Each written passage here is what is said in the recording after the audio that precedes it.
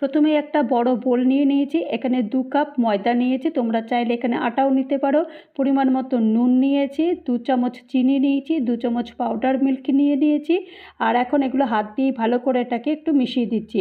মিশিয়ে দেওয়ার পর তারপরে এই যে এই বাটিতে আমি আগে থেকেই দইয়ের মধ্যে একটু বেকিং পাউডার আর বেকিং সোডা মিশিয়ে দিয়েছিলাম। মিশিয়ে দিয়ে এইটাকে ভালো করে এই আটার সঙ্গে ময়দার সঙ্গে মিশিয়ে দেব। জল দিয়ে এটাকে মাখতে হবে, তবে একটু রুটি করার মতো একদম মোটামুটি হালকা নরমও নয়, মোটামুটি একটু নরম নরম দেখে এটাকে বানাতে হবে, একদম শক্ত করলে হবে না। এটাকে এরকম মেখে দিয়েছি, মেখে আধ ঘন্টার জন্য এটাকে ঢাকনা বন্ধ করে দিয়েছি।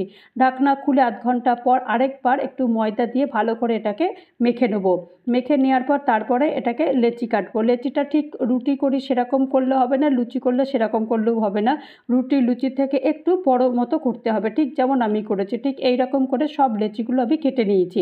কেটে নেওয়ার পর তারপরে এবার বেলবো। কীভাবে বেলবো, সামান্য ময়দা দিয়েছি, ময়দা দিয়ে এরকম করে বেলেছি, তবে রুটির মতো করে গোল বেলবো না আর লুচির মতো করে পাতলাও বেলবো না, ঠিক এই রকম আমি যেমন বেলছি ঠিক সেই রকম বেলতে হবে।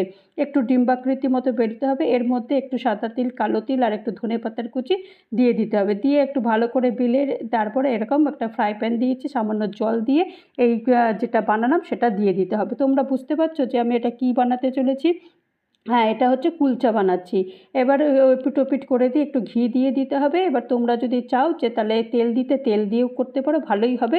এই কুলচাগুলো কিন্তু মানে মিনিট 5-একও লাগে না, যে এটা বানাতে খুব তাড়াতাড়ি হয়ে যায়। আর যে কোনো খাবারের সঙ্গেই বেশ ভালো লাগে, তাতে আমিষ আর নিরামিষ যে কোনো। দেখো কতগুলো কী সুন্দর হয়ে গেল। ভালো লাগলো অবশ্যই লাইক